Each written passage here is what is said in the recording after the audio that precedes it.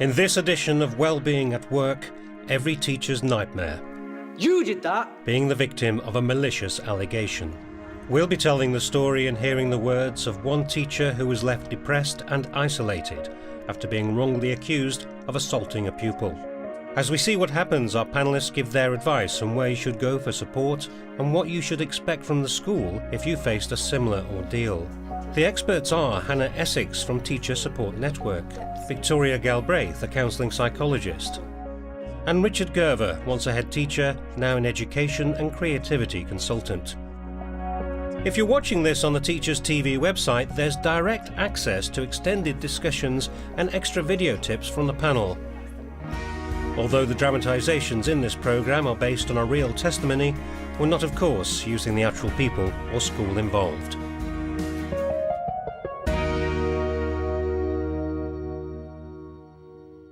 It all started when I had to intervene between two lads. Trouble had been brewing between them for at least a couple of years. They didn't like each other and were both capable of challenging behaviour, i.e. they were troublemakers. Watch it, yeah? Yeah, whatever. They were both in my Year 10 drama class. We'd had the parents of one in to talk and his behaviour had improved, but not the other one. All kinds of problems at home, apparently. Anyway, in the middle of the lesson, I looked up and saw the two lads were fighting. They weren't taking chunks out of each other, but both had gone down and were trying to swing at each other but couldn't make much contact. Fortunately, I had a teaching assistant with me and we were able to separate them. I was textbook in the way I restrained the pupil. Let go of me! Absolutely to the letter of the law. You did that! One of the lads had a bruise on his upper arm. All I'm saying is we don't know how it happened, but I know it wasn't me. It was this bruise he alleged I caused.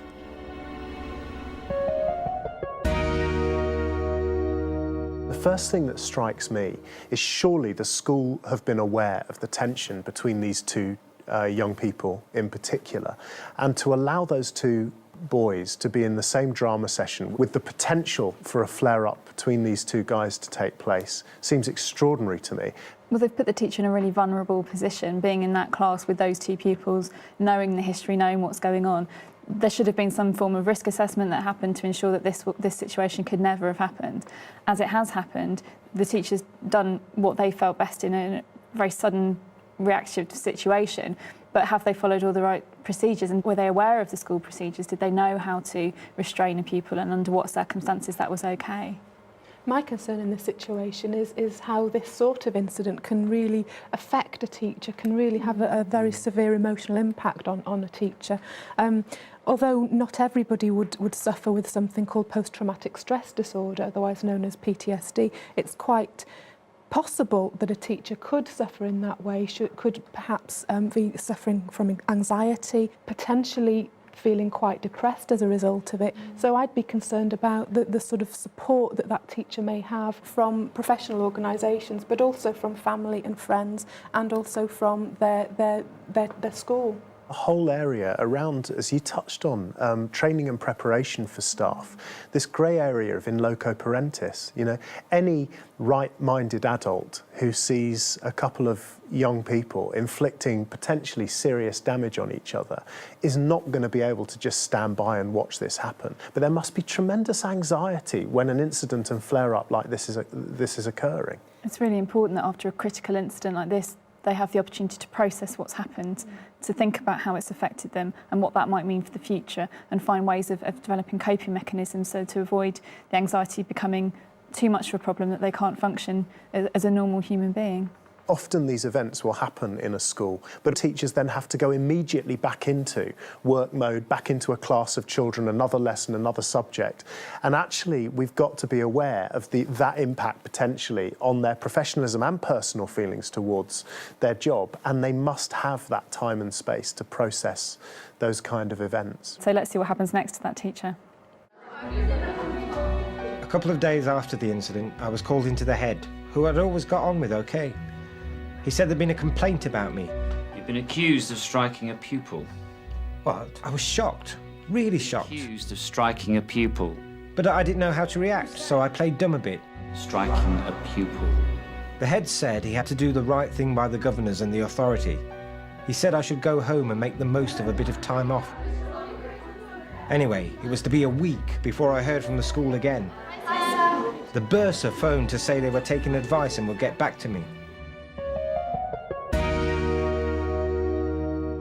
So unsurprisingly, this teacher's been suspended. And I think when it comes to child protection, quite rightly, people want to do the right thing and ensure that the children are protected.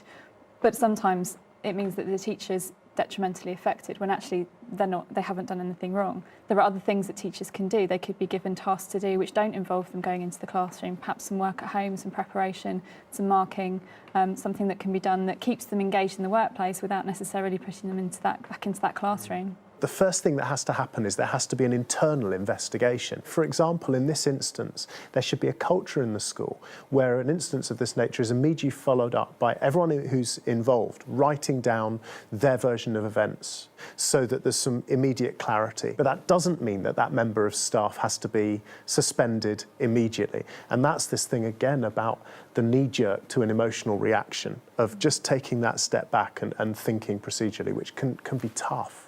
It's unfortunate in this particular situation that the teacher wasn't open and honest straight away.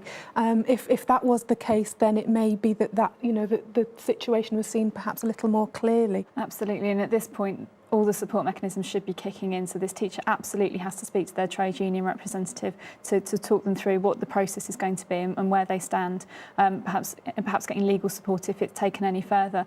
They need to talk to people that they trust and confide in them and talk about how they're feeling. They could maybe do that through a professional service like Teacher Support Network, or they could do it through a trusted friend or someone in the local authority. And I would suggest that given the procedure of a possible investigation, the local authority becomes really important here, that there'll be somebody in the welfare department in the local authority that should immediately be contacted on that teacher's behalf or directly by that teacher. So then, should a suspension happen, there's then a support mechanism from the local authority who can immediately support that teacher, explain the mechanism, the process, and keep them informed of what's happening. I think communication is key. I think it's so important for the teacher to be kept aware of what's going on, what the process is, so that he or she feels supported and feels, actually, I'm not on my own, I'm not isolated in this situation. It can be so easy to feel I'm on my own, I don't have any support, I don't have any help with this, I'm wrong, I'm blaming myself for what's happened. And that they don't feel victimised, because, let's face it, in so many of these circumstances, the teacher is proven to be an innocent party, yet the long-term effect in handling the situation wrong can have catastrophic consequences.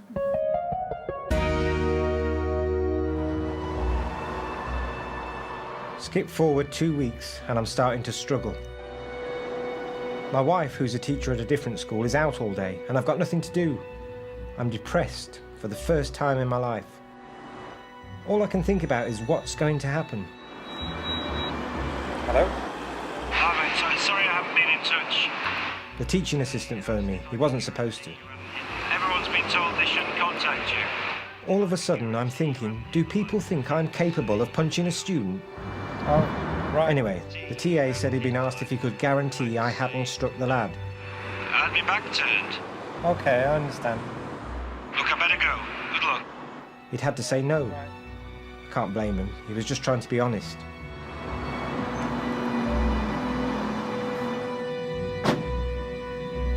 It was 5 months before I got back to school. I was completely cleared, of course. But I feel there's no chance of promotion. They were dark days, and no one should be put through them.